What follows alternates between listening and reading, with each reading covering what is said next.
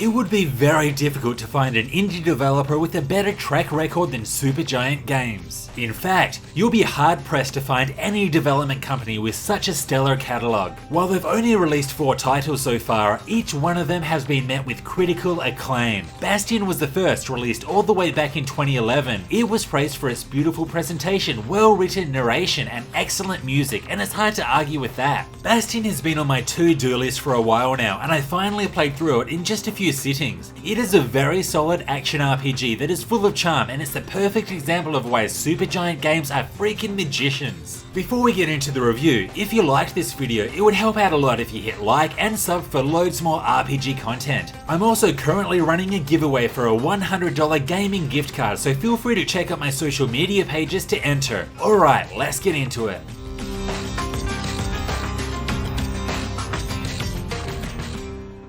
Bastion takes place after the Calamity, a catastrophic event that ripped the world apart into loads of floating pieces, killing most of its inhabitants in the process. You play the role of a silent protagonist named the Kid, who, as you would expect, is a kid. The Kid survived the Calamity and sets out to the Bastion, which serves as a safe haven for citizens in case of an emergency. End of the world, yep, I'd call that an emergency. The Bastion acts as the game's hub, and from here, the Kid can set out to other areas in search of cores which will restore the power of the Bastion. If I could sum up the quality of the story, I would say that it's interesting, in that tone. As you progress, you'll meet a few other survivors and learn more about the world, and while the main story is far from exceptional, the way that it's told is excellent.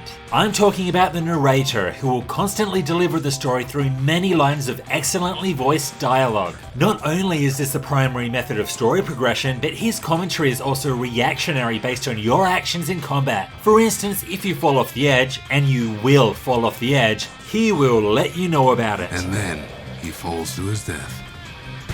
I'm just fooling. Kid better watch his step.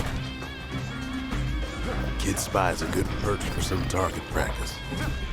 This delivery method is great and one of the highlights of the game, but unfortunately a lot of it was lost to me. When I'm in the heat of combat, I'm the sort of person who focuses 100% on battle. So much so that I didn't really listen to what was being said at the time. I was too busy, trying not to die. This may be just me, but I really wanted some sort of narration log that I could turn to mid-mission for the times that I wasn't fully able to comprehend what was being said.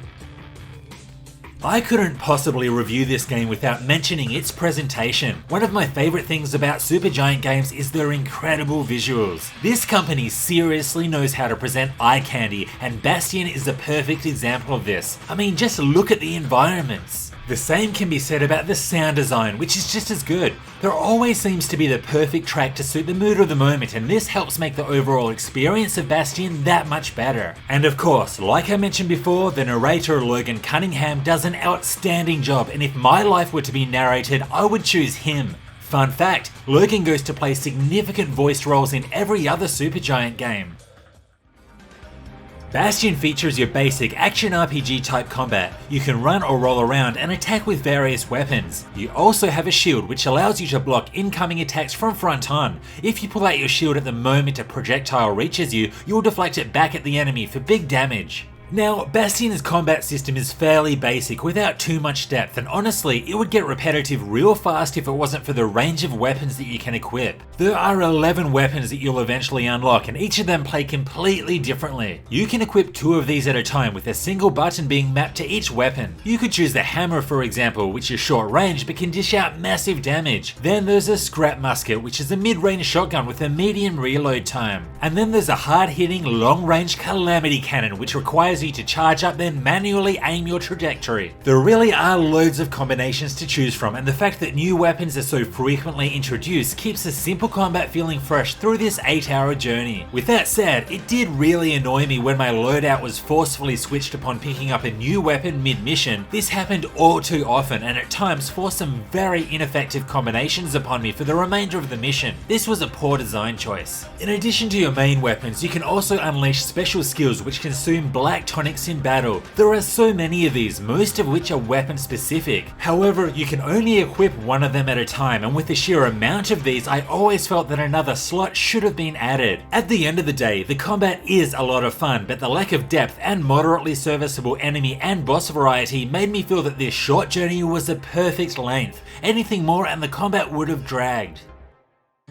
So the main purpose of this game is to rebuild the Bastion. To do this, you'll have to collect shards and cores scattered around the world, and using these in the Bastion will allow you to rebuild several buildings that provide various functions. This Bastion is where all of the RPG growth mechanics come into play, and some of these are very interesting. Aside from choosing your loadout, you can also equip alcohol, which gives passive abilities such as reducing damage by 15%, and I wish that this was the case in real life, as whiskey tends to make me sleepy and way too hungover the next day. You can also upgrade your weapons, which allows you to customize them to your liking. Each weapon has 5 levels of upgrades, and at each level you can choose from 2 options. However, you can always go back and change this upgrade at no penalty. There's also challenges for the kid to complete, and by doing so you'll be awarded with fragments, which is the game's currency. One of my favorite features was the choose your own difficulty mechanic. Here you can activate different idols that will increase the challenge of the game. As a reward for doing so, you'll get additional EXP and fragments.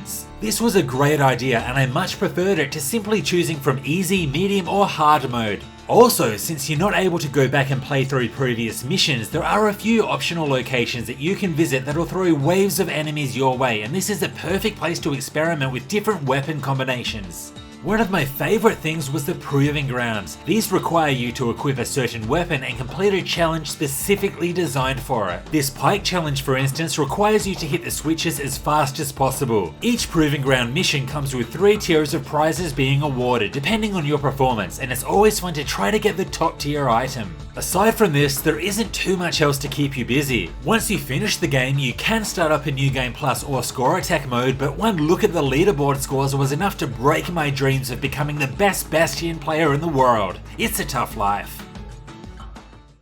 Bastion is the kind of game that I could easily recommend to anyone. In fact, I'll just go and recommend all Supergiant's games to you. But if you don't know where to start, Bastion is a great place. Its presentation is in a league of its own. The visuals are absolutely stunning, and the soundtrack creates loads of atmosphere. However, the single thing that I'll remember Bastion for is the narrator. The way that this excellent voice acting builds up the world, delivers the story, and reacts to your actions is outstanding. I'll also make a special mention to the choose your own difficulty mechanic. I really liked this and wish more games would implement something similar. Bastion is a solid game all around, but if I had to point out one feature that holds it back a little, it would be the depth in the combat. Yes, it's fun and there's lots of variety in the weapons and skills, but its simplicity doesn't allow for too much replayability. What did you think of Bastion, and what game from Supergiant is your favourite? Let me know in the comments. This was Hellfire-RPGs, thanks for watching. If you liked this, be sure to hit like and sub for more RPG content. Also, make sure you check out my socials for a chance to win that gift card. See you next time.